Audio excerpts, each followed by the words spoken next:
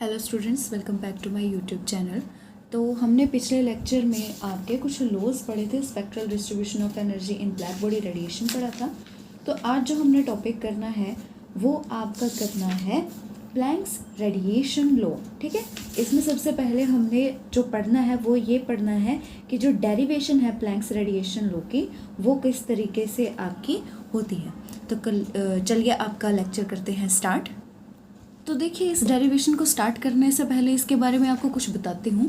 तो इसमें आपको सबसे पहले क्या समझने की ज़रूरत है कि प्लैंक ने प्रपोज किया जो ब्लैक बॉडी रेडिएशन किसी एक ब्लैक बॉडी के इनसाइड में वो हमें कैसे ऑब्टेन्ड होती है जब हम उसकी एवरेज एनर्जी जो है, ठीक है, मल्टीप्लाई करते हैं नंबर ऑफ ऑसिलेटर पर यूनिट वॉल्यूम के साथ। और फ्रीक्वेंसी रेंज क्या होनी चाहिए, म्यू से आपकी म्यू प्लस डेल म्यू आपकी फ्रीक्वेंसी होनी चाहिए। अब देखिए, in the form of expressions मैं आपको बताती हूँ कि आप इसको कैसे लिख सकते हैं। तो ये देखिए, यहाँ पर आपके मैथमेटिकल एक्सप्रेशन दे रखा है। ठीक है, तो इसमें आपका क्या बता रखा है कि आपका जो प्लैंक थे, ठीक है, उन्होंने क्या प्रपोज किया था, ब्लैक बॉडी रेडिएशन जब किसी ब्लैक बॉडी से ऑब्टेन होती है तो वो किस तरीके से हम लिखते हैं उसको, multiplying the average energy with number of oscillator पर यूनिट वॉल्यूम। देखिए, ये रहा आपका average energy with multiplying with oscillator पर यूनिट वॉल्यूम आपका NdV। ठीक है, जो आपकी फ्रीक्वेंसी होगी वो किस रेंज की होगी, आपकी mu and mu plus del mu की रेंज की। अब यहाँ से हमें किस किस की वैल्यू चाहिए, कुछ डिटरमाइन तो करना पड़ेगा।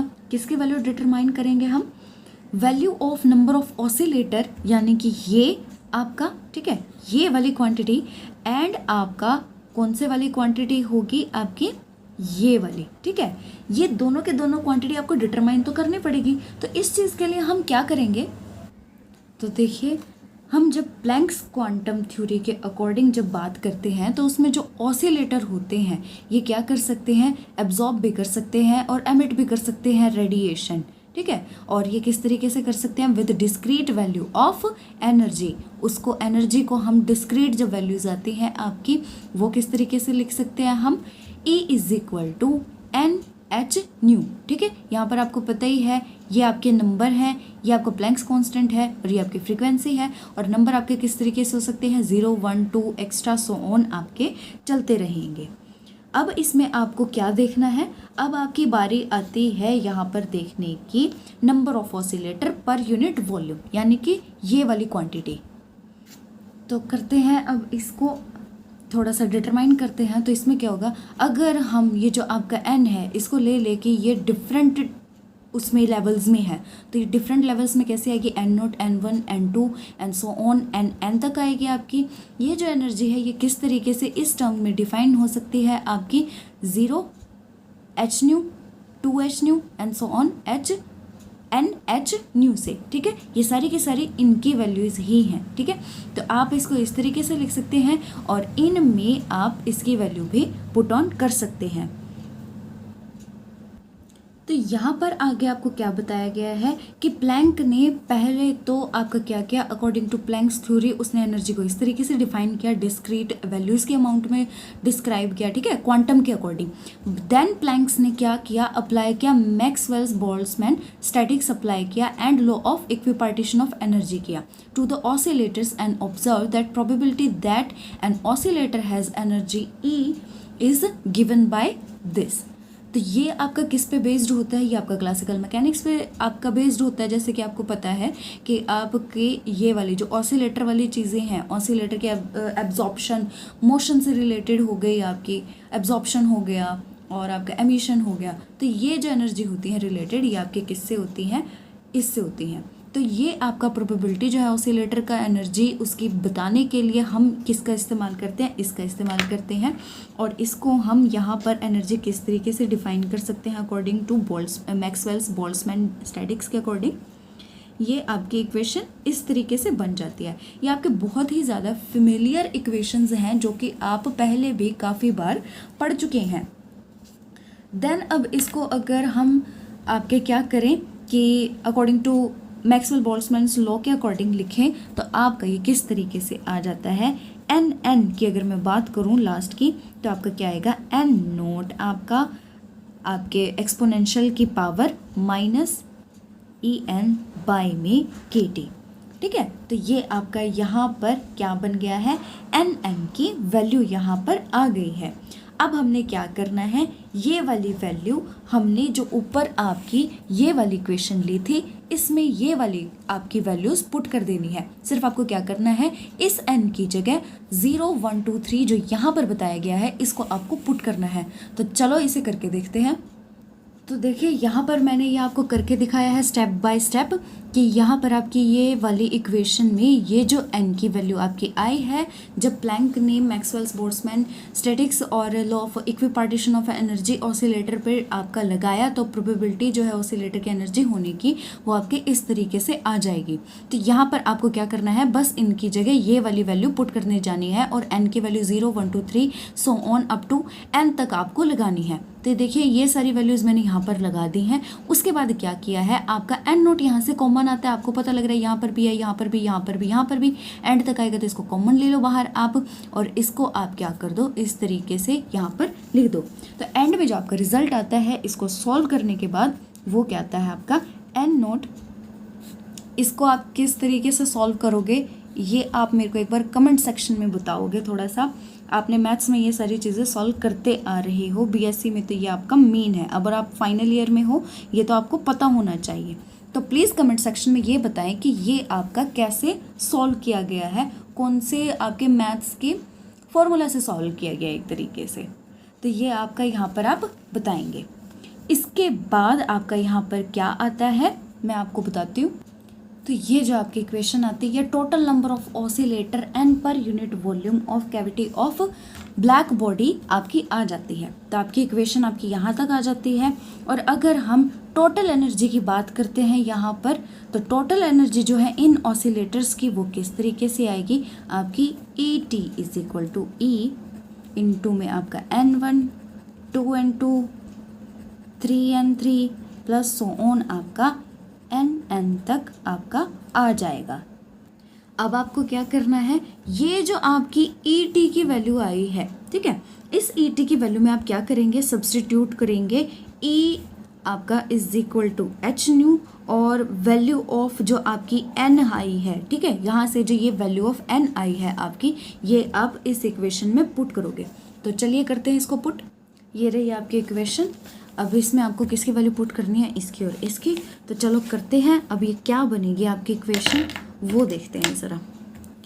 इज इक्वल टू आपको क्या करना है, इसकी जगह ई की जगह कौन सी वैल्यू पुट करनी है, एच न्यू की वैल्यू पुट करनी है, और N1 की जगह आपको ये ऊपर वाली जो थी आपकी ये वाली आपको पुट करनी है।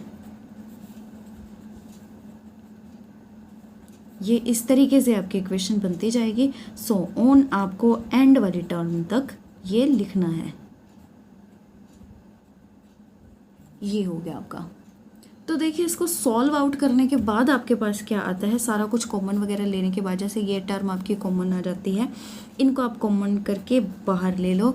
और आपको क्या करना है, आपकी जो एच न्यू वाली टर्म है ये तो आपकी बाहर है ही। अब बस आपके अंदर वाली टर्म जो है आपकी ये वाली रह जाती है, ये भी आपकी बाहर ही ले लो, ठीक है। इसको मैं अभी नहीं वो कर रही, इसको भी मैं बाहर ही ले रही हूँ। तो अंदर आपका क्या बचेगा, यहाँ पर 1 बच जाएगा आपका इस तरीके से, और यहाँ पर आपका 2E/KT आपका प्लस में सो ऑन आपका इस तरीके से चलता जाएगा, क्योंकि एक एक से एक एक बाहर आ गया ना आपका, तो इस तरीके से आपका सो ऑन चलता जाएगा आपका इस तरीके से। उसके बाद आपको क्या करना है, उसके बाद आपको जो आपका ये वाली टर्म है, ठीक है, ये जो आपकी E/KT वाली जो टर्म है इसको x ले लेना है, ठीक है। मैं यहाँ पर आपको लेकर दिखा रही हूँ कि इसको x लेना है। तो आपकी ये टर्म किस तरीके की नज़र आएगी आपको, फिर आपको ये इस तरीके की आएगी, N0 H न्यू E आपका यहाँ पर हमने क्या किया, इसको यहाँ पर इस तरीके से आप लिख सकते हैं कि ये किस तरीके की बनेगी, 1 + 2x + 3x2 plus so on आपकी कौन सी वाली सीरीज़ बनेगी, 1 - x ये ये आपकी बनेगी।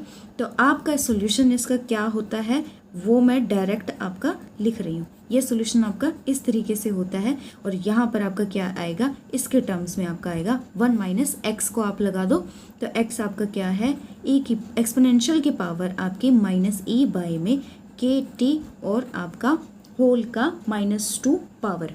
अब यहाँ से हमारे पास ये करते करते जो आपका ए टी की वैल्यू थी वो क्या आ गई आपकी h naught n naught h nu e की पावर इस तरह से, उसके बाद 1 माइनस ई की एक्सपोनेंशियल की पावर माइनस ई बाई में के टी आपका ये नीचे जाकर क्या बन गया, ये आपका स्क्वायर हो गया यहाँ पर। और इसको आप थोड़ा सा सिंप्लीफाई करके इस तरीके से भी लिख सकते हो। ये आपका यहाँ पर इक्वेशन नंबर आपकी यहाँ पर ये स्टार लगा दिया मैंने, ये इक्वेशन नंबर स्टार बन गई आपकी। ये तो आपका ई टी निकल गया, ठीक है। अब आपको क्या करना है, आपका जो एवरेज एनर्जी है ई बार किसकी, ओसिलेटर की, वो डिफाइन करनी है। वो किस तरीके से डिफाइन होती है आपकी, e bar is equal to e t by में एन। अब आपको समझ में आ गया होगा कि आपने ई टी क्यों निकाला है। तो अब आप इसको क्या करेंगे, यहाँ पर पुट कर देंगे, क्योंकि एक्चुअल में आपको वैल्यू किसकी चाहिए थी, एवरेज एनर्जी की चाहिए थी। एवरेज एनर्जी कैसे आती है, टोटल एनर्जी बाय में आपके नंबर ऑफ ऑसिलेशन या फिर आप एन जो वैल्यू यहाँ पर बोल रहे हैं वो पर यूनिट वॉल्यूम। तो देखिए अब ये क्या आएगा आपका यहाँ पर एन नॉट एच न्यू, आपके पूरी इक्वेशन ये यहाँ पर लिखी जाएगी।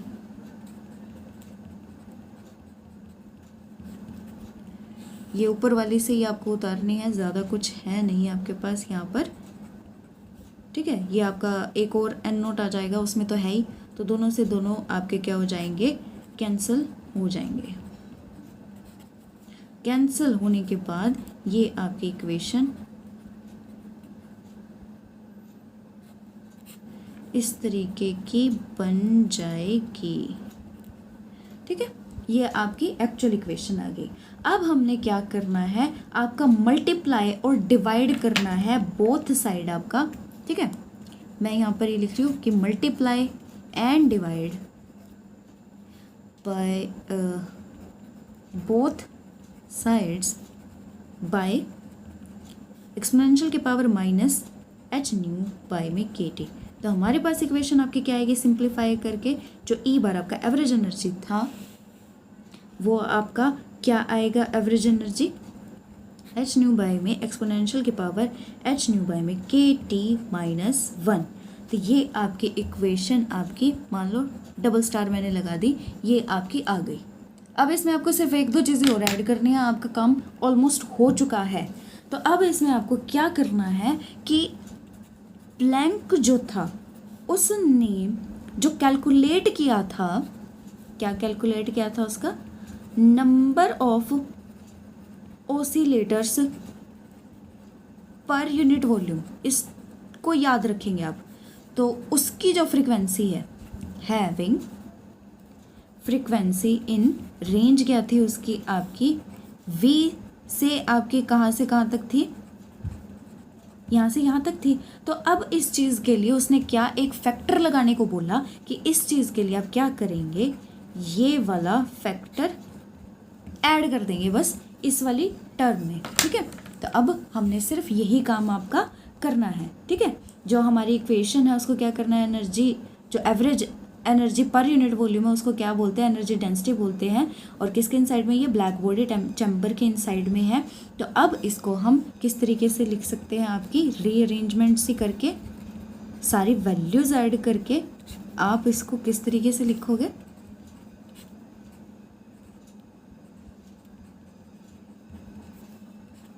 इस तरीके से आप इसको लिखोगे। अब यहाँ पर आप क्या कर सकते हो, थोड़ा सा और रीअरेंज करना है तो ये मैं आपको होमवर्क दे रही हूँ। आप इसको रीअरेंज किस तरीके से कर सकते हो, यहाँ पर v = c/λ यूज़ कर लो। और जो आपका ये वाली चीज़ है इसको आप क्या कर सकते हो, ये वाली जो दोनों चीज़ हैं, ये वाली दोनों चीज़ अगर आप इसमें पुट कर दो तो इक्वेशन आपकी कैसी आएगी वो आपको देखना है। अब ये इक्वेशन आपकी कैसी आती है वो भी एक बार मैं आपको दिखा देती हूँ। तो ये आपका एक्सप्रेशन ये आएगा, ये आपका एक्चुअल एक्सप्रेशन है जो आपको याद रखना है। ये n नहीं, ये h है, इसको भी याद रखें। तो ये जो आपका एक्सप्रेशन आता है इसे क्या बोलते हैं, प्लैंक्स रेडिएशन लॉ। ये आपका प्लैंक्स रेडिएशन लॉ था। अब देखिए जैसे कि मैंने आपको बोला कि ये फ्रीक्वेंसी पे डिपेंड करता है, तो फ्रीक्वेंसी पर डिपेंड करने से आपका क्या होगा। अभी पिछले लेक्चर में आपको मैंने ब्लैक बॉडी रेडिएशन कर्व में एक्सप्लेनेशन दी थी बाय क्लासिकल थ्योरी से, जिसमें आपके पास 2 कंट्रीब्यूशन थे, एक तो वेन्स कंट्रीब्यूशन था, एक रेले जीन्स कंट्रीब्यूशन था। तो आपके पास क्या आएगा, ये वाला जो एक्सप्रेशन आया है इसमें अगर आपका जो लैम्डा है ये अगर आपको क्या करना है, लो पर है अगर आपका, या फिर ये आपका हो हाई पर, 2 ही चीज़ हो सकती हैं आपकी। अगर ये लो पर एक्सप्लेनेशन दे रहा है, आपके लो पर आपका सारा का सारा फिट बैठ रहा है, तो ये आपका लो वाला कौन सा होगा, वेन्स कंट्रीब्यूशन वाला होगा। अगर ये हाई पर आपका दे रहा है, ठीक है, तो हाई पर होगा तो आपका क्या होगा, रेले जीन्स कंट्रीब्यूशन होगा आपका। और ये आपका पेज नंबर 7 पर आप एक बार चेक करना, आपको मिल जाएगा, ठीक है। वैसे ये प्लैंक रेडिएशन लॉ में स्टार्टिंग में ही आपका, बट मैंने आपको ये एंड में बताया है क्योंकि आपको ये डेरिवेशन करने के बाद ही ये समझ में आएगा कि एट लो वेवलेंथ और हाई वेवलेंथ पर आपके ये दोनों इक्वेशंस कैसे बनती हैं। तो आप इसको एक बार देख सकते हैं, अच्छे से पढ़ सकते हैं। आपका जो टॉपिक था प्लैंक्स रेडिएशन लॉ वो यहीं पर ख़त्म होता है। अब देखिए जो नेक्स्ट टॉपिक है आपका वो आता है फोटो इलेक्ट्रिक इफेक्ट। देखो फोटो इलेक्ट्रिक इफेक्ट तो बेटा आप सब पढ़ चुके हैं एक बार, तो आपको क्या करना है, कमेंट सेक्शन में जाकर एक बार फोटो इलेक्ट्रिक इफेक्ट के बारे में आपको जो पता है वो चीज़ें आप बताएंगे। देखिए वीडियोस में जो आप देख रहे हैं, अगर मैं क्वेश्चन पूछ रही हूँ तो उसी का जवाब दे रही हूँ। इन केस अगर आपको कुछ नहीं समझ में आता है तो वो भी आप लिख सकते हो। और बेटा जवाब आप थोड़ा सा अच्छे से सर्च करके दो तो ज़्यादा बेहतर होगा, तो ऐसा लगेगा कि आपने पढ़ा है अच्छे से। अब देखिए फोटो इलेक्ट्रिक इफेक्ट का क्या मतलब होता है। एक आपके पास मेटल सरफेस दे दिया जाता है, इस पर अगर आप लाइट को इंसिडेंट करवाते हो तो क्या होता है, जो लाइट है आपका वो क्या करता है, मेटल सरफेस से एक इलेक्ट्रॉन इजेक्ट कर देता है। ये आपका फिनोमेना जो होता है इसको हम क्या बोलते हैं, फोटो इलेक्ट्रिक इफेक्ट बोलते हैं। और इस पे कई सारी चीज़ें बेस्ड होती है, मतलब ऐसा नहीं है कि एकदम से आपकी इंसिडेंट हुई लाइट और आपका इलेक्ट्रॉन निकल जाएगा। इसके लिए एक बहुत इंपॉर्टेंट टर्म होती है जिसे हम थ्रेशहोल्ड फ्रीक्वेंसी बोलते हैं। तो थ्रेशहोल्ड फ्रीक्वेंसी क्या होती है आपकी, आप मुझे कमेंट सेक्शन में ये भी बताएंगे। फोटो इलेक्ट्रिक इफेक्ट आप डिफाइन करेंगे, देन आप करेंगे थ्रेशहोल्ड फ्रीक्वेंसी आपकी क्या होती है। एक आप मुझे थोड़ा सा काइनेटिक एनर्जी के बारे में भी बताएंगे। इन केस किसी बच्चे को थोड़ा सा ये है कि मुझे और एक्सप्लेन करना है तो वो मुझे काइनेटिक पोटेंशियल एनर्जी के बारे में भी बता सकता है। तो देखिए बेटा अब यहाँ पर आपका क्या आ रहा है, जो आपके काइनेटिक एनर्जी है वो आपकी क्या होती है, हाफ ऑफ mv² होती है, as you know very well. और आपका यहाँ पर जो फोटो इलेक्ट्रिक इफेक्ट है इसमें क्या बताया गया है कि आपकी जो इंसिडेंट लाइट है उसके पास क्या होनी चाहिए, इतनी फ्रीक्वेंसी तो होनी चाहिए जो ये आपके मेटल सरफेस के इलेक्ट्रॉन में ट्रांसफ़र कर सके और वो वहाँ से इजेक्ट हो सके। ये चीज़ उसमें ज़रूर होनी चाहिए आपके फोटो इलेक्ट्रॉन में। इसके बाद सेकंड आपकी चीज़ क्या कही गई है, जो आपकी काइनेटिक एनर्जी है एमिटेड इलेक्ट्रॉन की, ये वाला, ये जो आपका इजेक्ट हो गया यहाँ से, ठीक है, काइनेटिक एनर्जी है जो आपके एमिटेड इलेक्ट्रॉन की वो क्या होनी चाहिए, हाइयर होनी चाहिए इंसिडेंट लाइट से आपकी। और आपके मेटल सरफेस पर जितनी आपकी इंसिडेंट होगी लाइट, मतलब इस लाइट की कुछ इंटेंसिटी भी होगी आपकी, इसकी इंटेंसिटी पे डिपेंड करता है कि आपके नंबर ऑफ इलेक्ट्रॉन यहाँ इस सरफेस से, मेटल सरफेस से कितने निकलेंगे। जितनी इसकी इंटेंसिटी ज़्यादा होती जाएगी उतने ही इलेक्ट्रॉन ज़्यादा आपके एमिट होते जाएंगे। तो ये आपके कुछ पॉइंट्स थे। अब आपकी कुछ एक दो चीज़ और है, वो मैं भी आपको और बता देती हूँ कि जो आपकी बीम है रेडिएशन की, उसकी एक पर्टिकुलर फ्रिक्वेंसी होती है जो कि मेटल सरफेस पर आपके पड़ती है, फॉल होती है, तभी इलेक्ट्रॉन जो होता है वो इजेक्ट होता है, एमिट होता है अपने सरफेस से। एनर्जी जो इलेक्ट्रॉन एब्जॉर्ब करता है वो कहाँ से एब्जॉर्ब करता है? जो इंसिडेंट लाइट यहाँ पर इसके ऊपर पड़ती है, यही एब्जॉर्ब करता है, तभी वो ज़्यादा होने का मतलब तभी वो एमिट होता है, इजेक्ट होता है। जो एब्जॉर्ब्ड एनर्जी है, ठीक है, जो इलेक्ट्रॉन की आपके यहाँ से एनर्जी एब्जॉर्ब करी, वो एनर्जी, ये देखिए, एब्जॉर्ब एनर्जी जो है वो ज़्यादा होनी चाहिए किससे? बाइंडिंग एनर्जी से। बाइंडिंग एनर्जी किसके साथ है इसकी?